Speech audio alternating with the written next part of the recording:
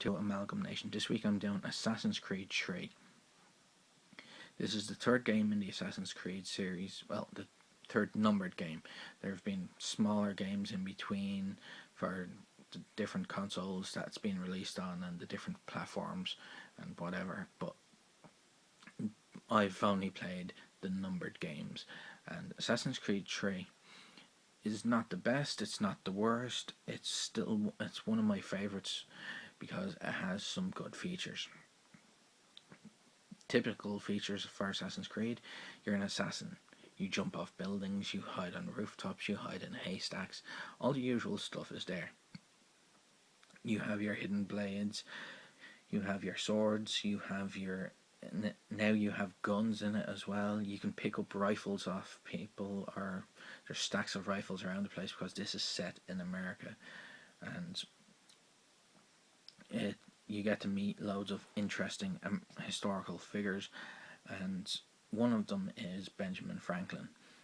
And you find out in this, according to the game at least, he was a pervert. Well, somewhat of a pervert. He was a ladies' man. He tells the main character's father, when you're playing as him at the beginning of the game, that you should probably get yourself an older woman, that they're very grateful, and he lists off loads of reasons why a relationship with an older woman is better. And when your character counters with, "What if you want children?" then he responds with, "Make the older woman your mistress and marry a younger woman to have your children." Now, as I said, there's some interesting things. You get to go to the Boston Tea Party and you actually participate in it. You're not just standing in the crowd going, "Oh look, what are they doing over there?" You are the only Native American in it, the only actual Native American there, and you throw your crates into the river. You're at the signing of the Declaration of Independence. You're pretty much there for a lot of the big historical things that happened in America at that time. You get to meet all the historical characters like John Revere.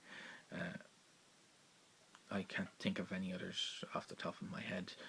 Pretty much the only ones I know are Paul Revere and Abraham Lincoln.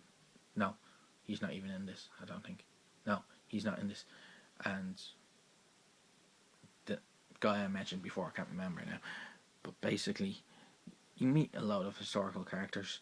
You're playing the role of a Native American, and your spirit guide gave you a vision of the assassin's emblem. You described it to your elder. She told you where to go to find that. So find somebody who could tell you about that symbol, and you eventually train to become an assassin. You have 2 hidden blades, one on each arm in this, like you did in Assassin's Creed 2.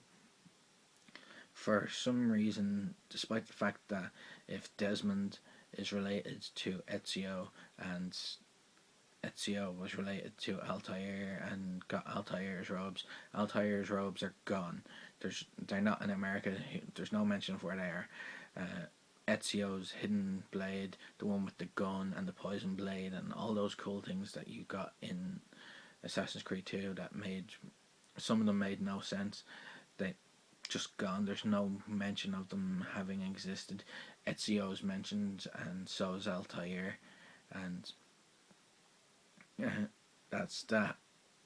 In regards to them, you can now climb trees. There's little mini games where you have to find feathers, and you can build up. Well, you do build up your own little hamlet.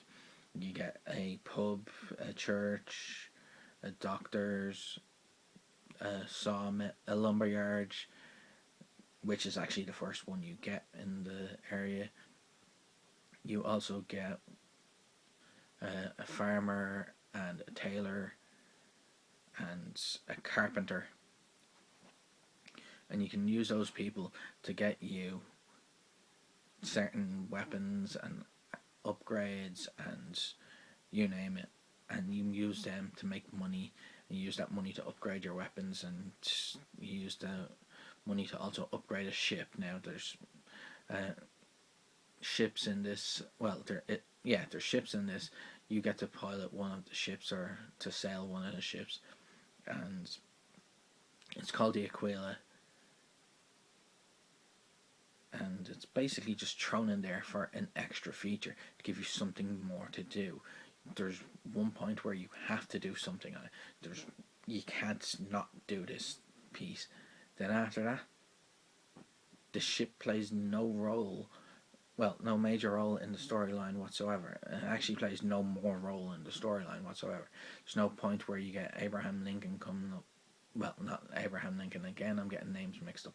I'm not very good with American history or people's names. There's no point where you get Paul Revere or any American historical people coming up to you and saying, "We need your help. We need to do this."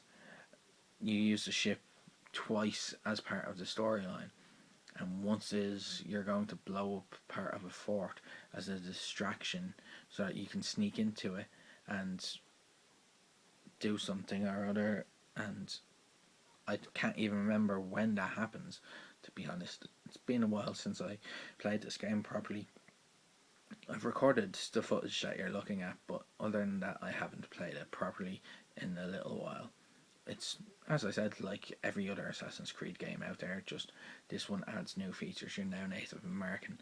The new weapon that it adds is bow and arrows, and you can retrieve your arrows from the people you've killed. And it's pretty interesting, as I said. But remember, play to game and game to play.